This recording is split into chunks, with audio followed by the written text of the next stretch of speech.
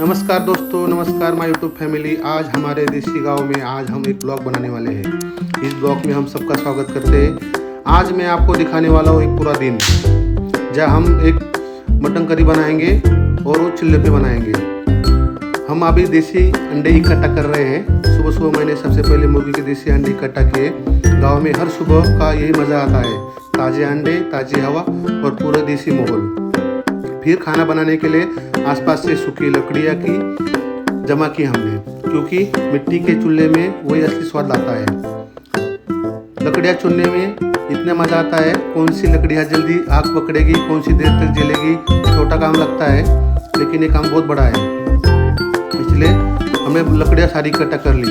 इसके बाद हमने मिट्टी का चूल्हा बनाया। गाँव में मिट्टी का चूल्हा सिर्फ खाना पकाने का साधन नहीं, ये बचपन की यादें, पुराना स्वाद और देसी जीवन का हिस्सा होता है। इसलिए चूल्हे से खाना बनाना बहुत अच्छी चीज़ होती है। मिट्टी का बर्तन भी इसमें हम इस्तेमाल करने वाले हैं। मसाले भी तैयार करेंगे। यहाँ पे हमारी मम्मी जी लहसुन छिलते हुए, भाई देखो अभी अब चूल्हे को रेडी कर रहा है। हमारा आज जो मटन पकाएंगे वो हम एक मटके में पकाने वाले हैं। थोड़ा टाइम लगेगा, लेकिन बिल्कुल आपको अच्छी तरीके से हम पका के दिखाएंगे। अब हमारी बारी आती है सारी मसाले कैसे इकट्ठा करेंगे इसकी। सबसे पहले हम वो मटके को निकालेंगे और उसे अच्छे से धो लेंगे। मिट्टी का जो बर्तन होता है उसमें पकाने के लिए बहुत टाइम लगता है। वो धोने के बाद उसको थोड़ा गर्म करना भी बहुत ज़रूरत है, नहीं तो वो फट सकता है।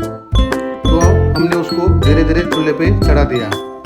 और गांव में हमारे यहाँ ऐसे पाव वाला आता है पाव बेचने के लिए, तो हमने उससे 2 दर्जन पाव भी खरीद लिए।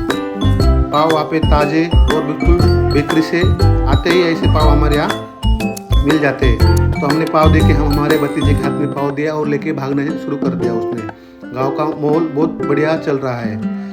अब हम थोड़ा प्याज काट लें। प्याज काटने के बाद आटा गूंद लिया है।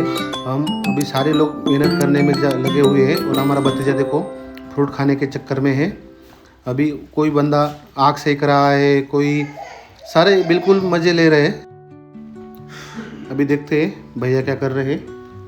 हमारे छोटे भैया अभी प्याज, अदरक, लहसुन, टमाटर इनका पेस्ट बनाने के लिए सारी चीज़ों को कट कर रहे हैं। धनिया, अदरक सारा फ्रेश है, सारा खेत से लाया हुआ मटेरियल है।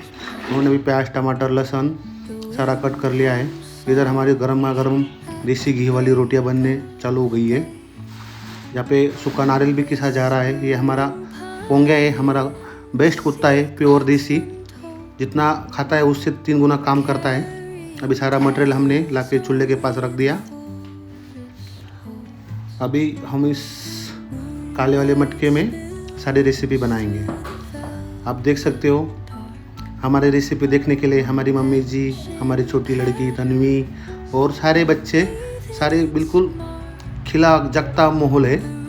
बाकी हमारा विराट तो जिम करने के चक्कर में है, उसको पता नहीं, इसको लगता है वो गाड़ी है, लेकिन वो गाड़ी नहीं है।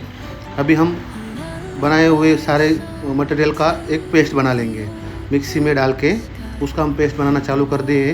वो पेस्ट थोड़ा मोटा, हल्का सा मोटा रखना बहुत ज़रूरी होता है। अब हम चलते हैं दोबारा अपने चूल्हे के पास।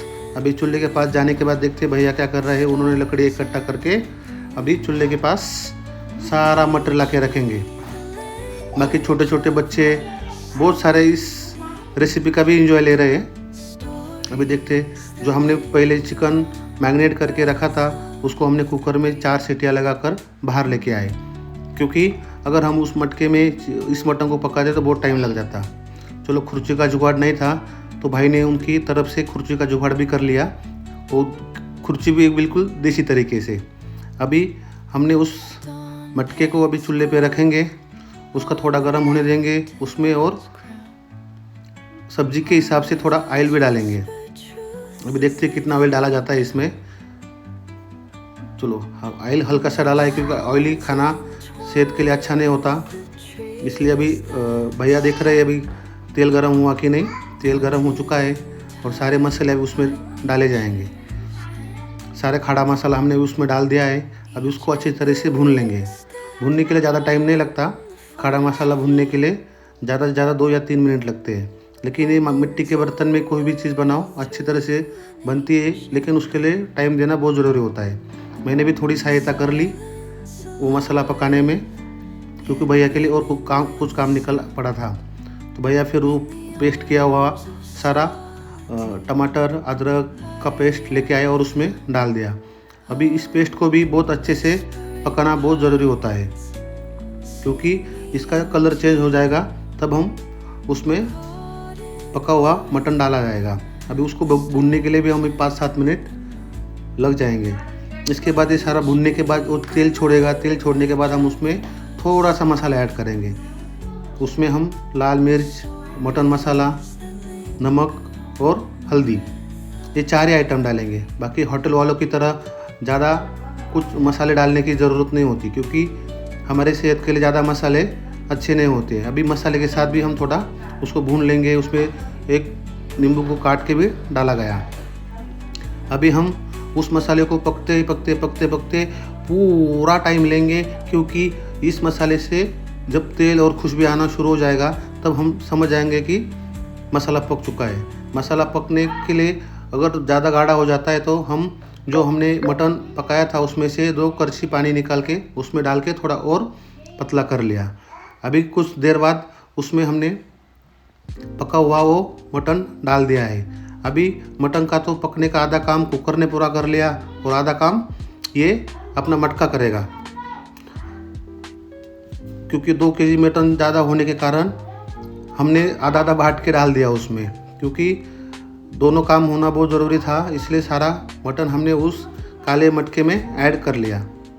अब देखते हैं दोस्तों कितना टाइम रखना पड़ेगा। आप कमेंट में बता सकते हो कि हमको इस मटन को और कितना दिन, कितना टाइम, कितना समय, कितना मिनट पकाना पड़ेगा। ज़्यादा नहीं तो 30 मिनट लगभग उसको डालना पड़ेगा।